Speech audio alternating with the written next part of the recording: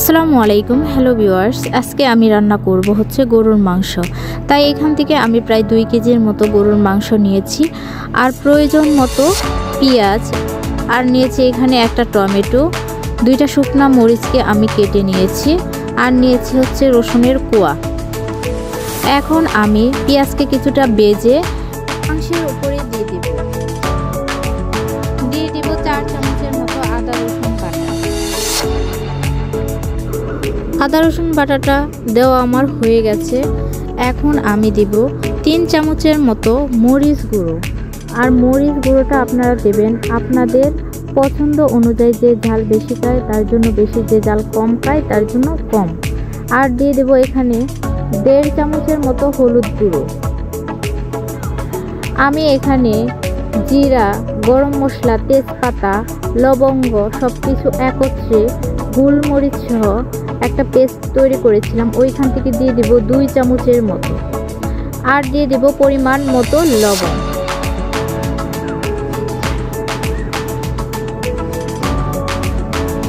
এখন তেল দিয়ে দিব। দিয়ে দেওয়ার পর সবগুলো উপকরণ একসাথে ভালো করে মেখে নেব।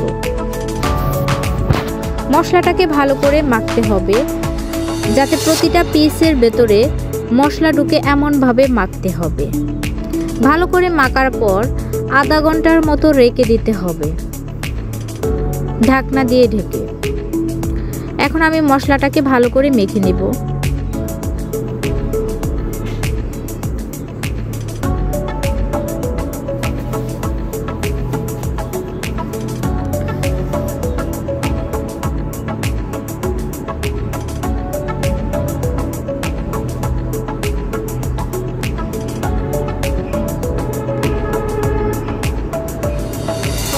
মশলা মাখানোটা আমার প্রায় হয়ে গেছে। এখানে আমি দিব 1/2 কাপের মতো পেঁয়াজ কুচি।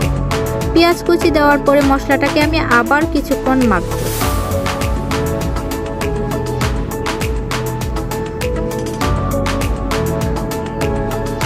আমার মাখানো প্রায় হয়ে গেছে। এখন আমি হাতটা ধুয়ে একটু পানি দিয়ে দিব। আধা ঘন্টা রাখার পরে আমি চুলায় বসিয়ে দিয়েছি। দেখেন, চুলার মধ্যে আগুন দিয়ে আমি বসিয়ে দিয়েছি।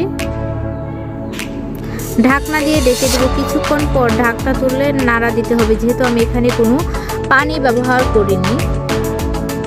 নিচে লেগে যাওয়ার সম্ভাবনা থাকবে। মাংস থেকে যে পানিটা উঠবে সেই পানি দিয়ে আমি মাংসটা কষিয়ে নেব।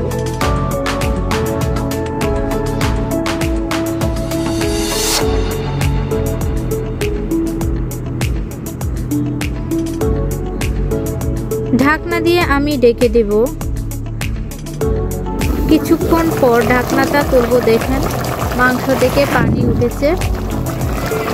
মাংস থেকে যে পানি উঠেছে সেই পানির মধ্যে মাংসগুলোকে আমি কষিয়ে নেব ভালো করে।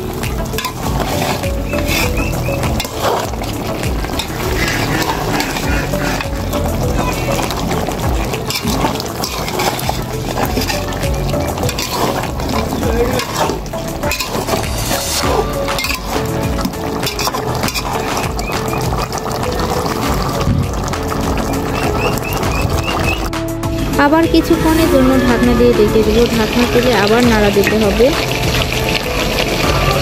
ঝোলটা যখন শুকিয়ে আসবে, তেলটা উপরে উঠবে, তখন বুঝতে হবে যে কষানোটা হয়ে গেছে। তখন আমি পরিমাণ মতো পানি দিয়ে দিব। আমার ঝোলটা প্রায় শুকিয়ে গেছে। এখন আমি পরিমাণ মতো ঝোল দিয়ে দিব। আমি এখানে গরম পানি দিয়েছি। গরুর মাংস এমনিতে অনেকটা শক্ত থাকে, তাই যাতে খুব সহজে সেদ্ধ হয়ে যায় সেজন্য আমি এখানে গরম পানি ব্যবহার করেছি।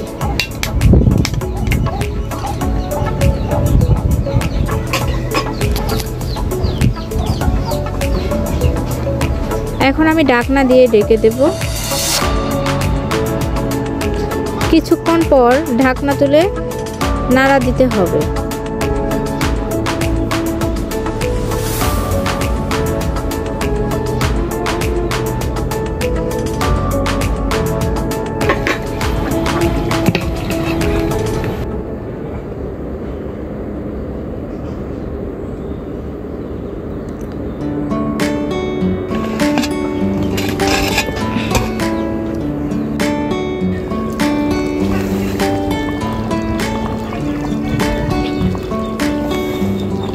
মাংসের ঝোলটা প্রায় আমার শুকিয়ে গেছে।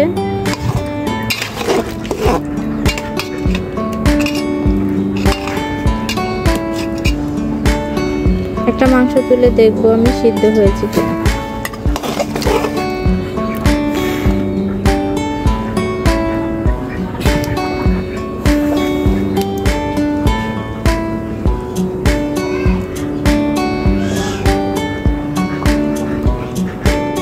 রান্না হয়ে গেছে আমার গরুর মাংস। দেখেন ঝোলটা শুকিয়ে গেছে, তেলটা উপরে বেশি উঠেছে। এখন আমি চুলা থেকে নামিয়ে নেব। খুব সহজেই আমি রান্না করে ফেললাম গরুর মাংস। কতটা লোভনীয় স্বাদের হয়েছে তা দেখেই বুঝতে পারতেছেন।